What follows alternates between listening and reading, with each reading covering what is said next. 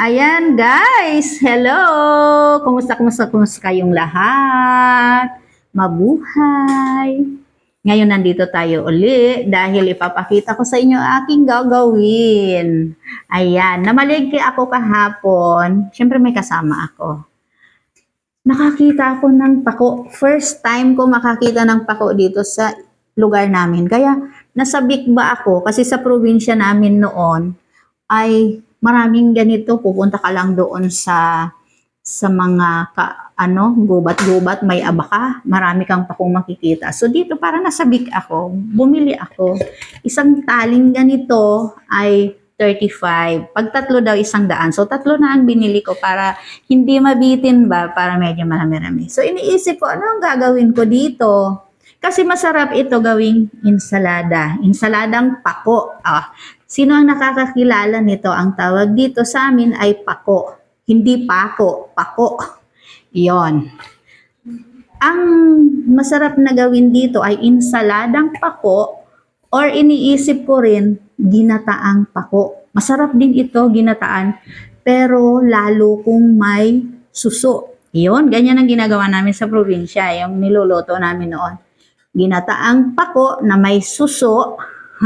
Magka-rhyme talaga, pako, suso, or ensaladang pako. So ngayon, ang gagawin ko dahil wala naman akong suso, wala rin akong nakitang suso sa palengke, kaya ang gagawin ko na lang ay ensaladang pako. At ito, ang mga sangkap lang nito, lalagyan ko ng itlog na maalat.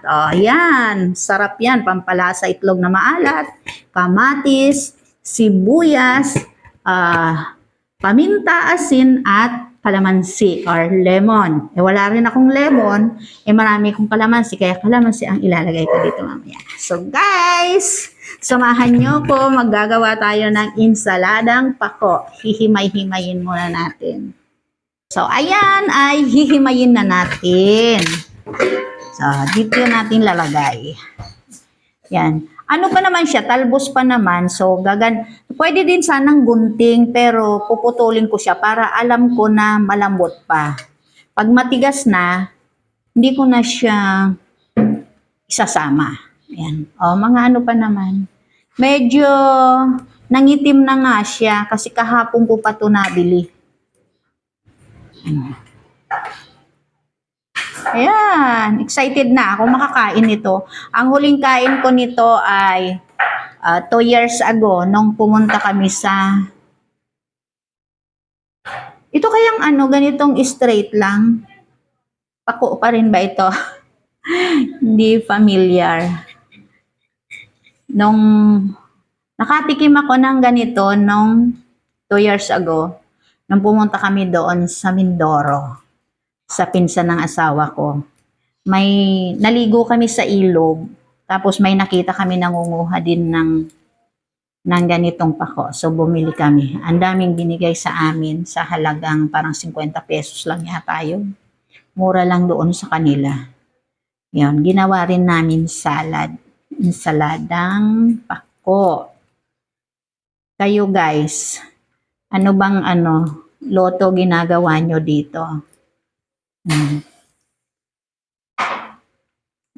Ayan masarap yung ganyang pilipit pa talaga yung mga dahon. Ayan.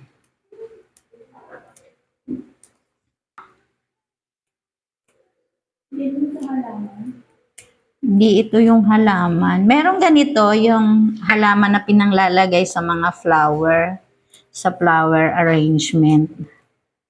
Ito naman yung pako na kinakain talaga. Ginugulay siya. Ayan, mga ganyan. Mga kulot-kulot pa ang dahon. Pero itong mga straight lang, parang hindi ako dyan sa mga straight lang na yan. Yung mga ganyang may mga sanga-sanga. Ayan.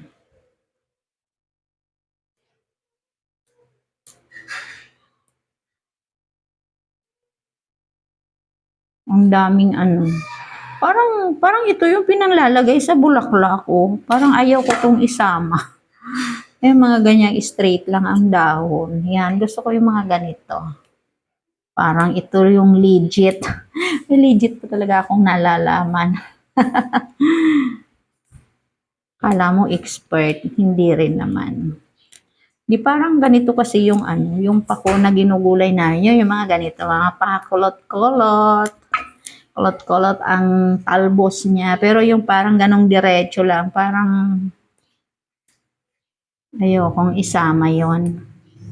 Kasi parang yun yung mga inaano, nilalagay sa pag nag-aayos ng bulaklak.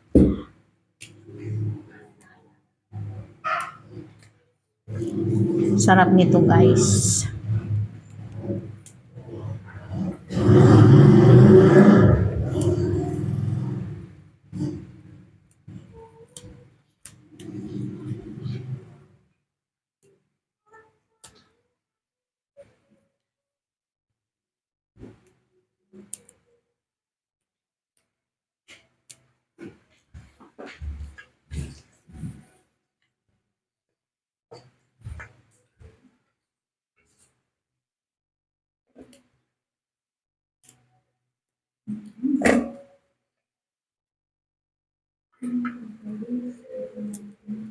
Ano bang ginagawa niyan? Oh, may mga naiwan. Ah, May mga yung laglag niyang mais.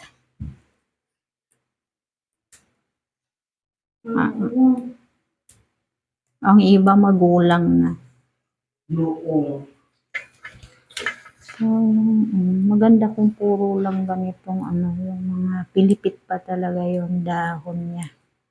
May mga ganito. Ah, yan.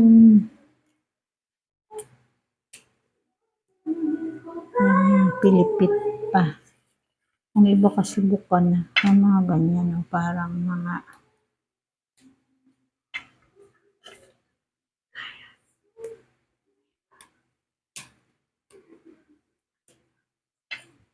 sa probinsya, ang daming ganito tumutubo sa mga tabi-tabing sapa. Mga gilid ng sapa. Mga ano.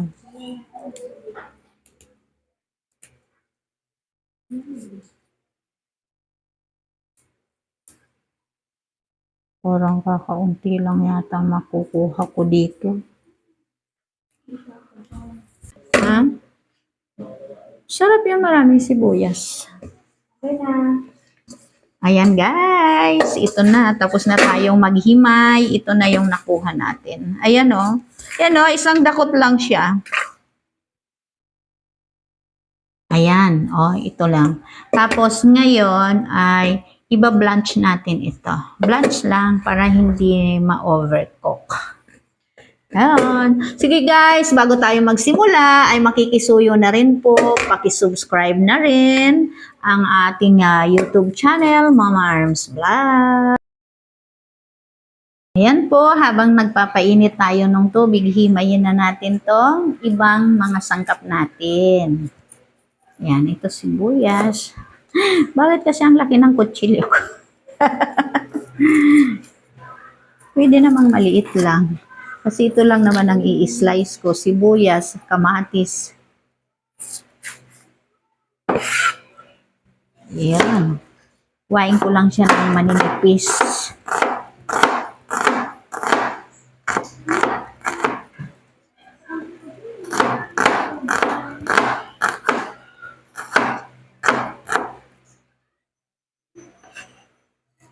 Ayan. Yan, may maliit na kutsilyo kasi.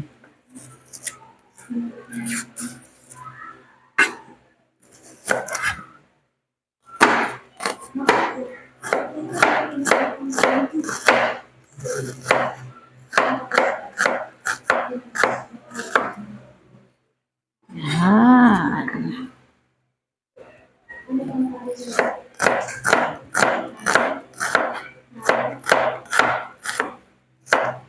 Kaya na ba tong dalawang kamatis?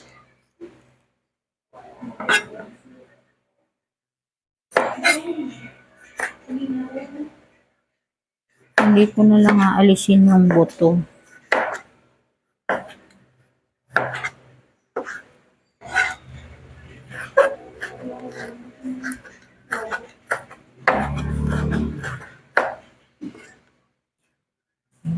Sasama-samahin na natin dyan.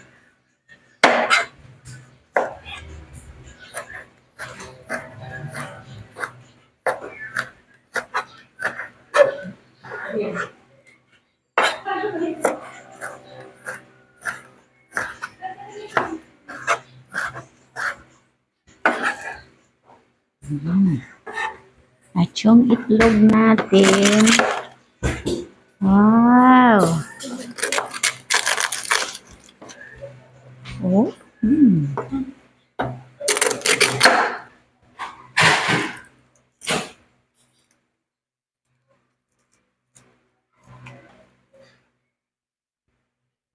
alam mo ba yun?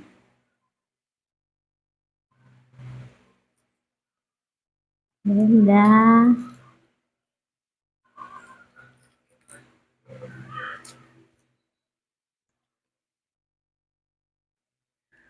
Yun.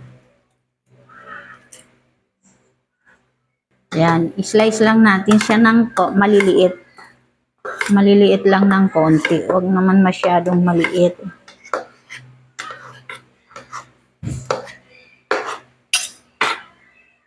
Okay, mamaya ihahalo natin ito doon. Okay. Ito yung ito lalagyan na rin natin guys ng pipino. Yung para may crunchy din tayong makakagat. Ayan, yung saladang pako na may pipino. So, ayan. I-slice. Di na natin tatanggalin ang buto kasi ano pa siya. Ayan, oh. Di na natin tatanggalin ang buto. Kainin din naman natin agad. O kasi, ano pa siya, pikit na pikit pa yung mga buto niya. Ayun. I-slice lang natin ng pa-cube-cube.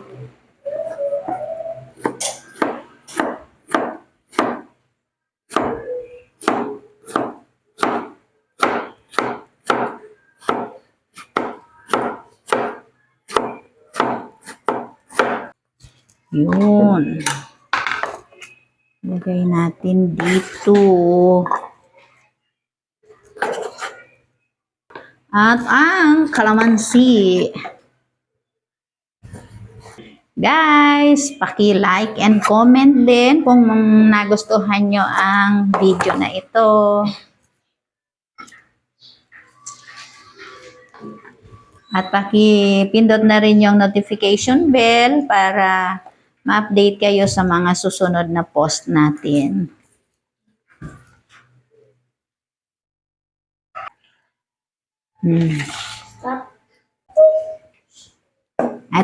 Ito na yung nahimay nating pako. Yan. Nahugasan na rin natin. Ngayon, nagpainit na tayo ng tubig. Iba-blanch lang natin siya. Hindi na natin pinakuluan para hindi siya ma-overcook ang dahon niya. So, ayan. Iba-blanch na lang natin ng mga ilang minutes lang. Ilang minutes lang, okay na yan. So, antayin lang muna natin dyan, ganyan. Pag medyo malambot na yung stock niya, ay hanguin na natin. Eto na guys, hanguin na natin. Okay na siya. Kasi yung tubig niya ay nag-change color na, naging green na. Yung kulay nung gulay ay napunta sa tubig. So, i-drain na natin to para itimpla na natin. Eto na guys, na-blanch na natin at na-drain na rin. So ito na ngayon, sasalin na natin dito, titimplahan na natin. Eto. Yan, ang sarap. Parang ngayon pa lang sarap na ako. Lalagay na natin yung kamatis at sibuyas. Lalagay na rin natin yung itlog na maalat, salted egg. O medyo nakakaluwag-luwag kayo sa buhay, pwede nyo namang damihan pa yung itlog. Pero okay na tong 3 peraso. At ilalagay na rin natin yung pipino. Yun. Then, lalagyan na natin ng kalamansi. Yeah. Pwedeng lemon, pwedeng kalamansi, pwedeng limonsito, kahit ano, pwede rin suka. Yun.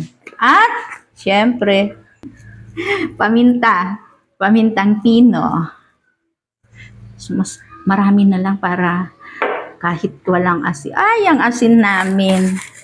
Kahit walang sili, may anghang-anghang na sa paminta. So, konti na lang asin kasi maalat na yung ating itlog. Yun, imimix na natin siya. Pwede siyang lagyan ng ng honey. Honey, my love, so sweet. At kung may olive oil, pwede nyo ring lagyan. Ayun. Pero ako, hindi ko nalalagyan kasi wala naman akong olive oil ngayon. Yan, lalagyan natin ng konting honey. Siyempre, kailangan naandyan si honey lagi. Para may konting sweet. Wow! Oh, guys, kikita nyo yan? Nakikita nyo yan? Oh. Side dish namin. Ang ulam namin ay nilagang beef na may cabbage and pechay and corn. So, ito plus this one. Wow! Excited na ba kayo? Yes! Okay guys, tara na. Kakain na tayo ng matikman na ang ating insaladang pako. Actually, hindi ito bagay. Hindi magka-match yung ulam namin kasi may sabaw. Tapos ito, pako. Ang bagay sana dito, yung inihaw na isda or pritong isda or inihaw na liempo or pork. Oh, sarap. Solve na solve yan at match na match. Pero okay na to. Ginawa ko lang ngayon kasi baka mabulok. So na guys, tikman na natin. Oh, syempre, kailangang tikman bago magsimula ang lahat.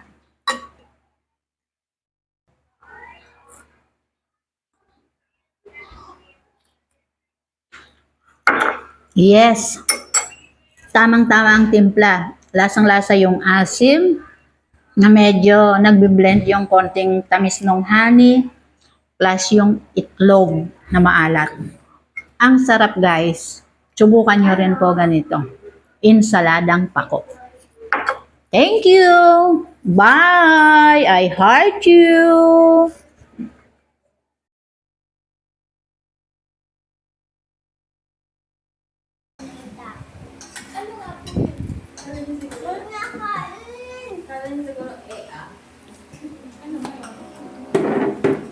Ano ba yun?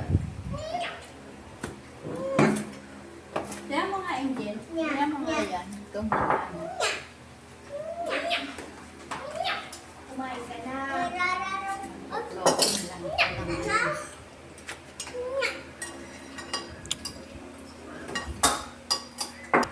Ayan guys, yung isang bowl na insaladang pako, eto na lang natira. Ayun, pero sisimutin ko na rin to kasi talagang napakasarap. Sabi na kasi first time namin na makapag-luto dito, kaya talagang ubos, sarap na sarap. Yan sarap. Thank you for watching. Bye-bye. It's me, Mama Erms Vlogs. Sarap. Ang sarap guys.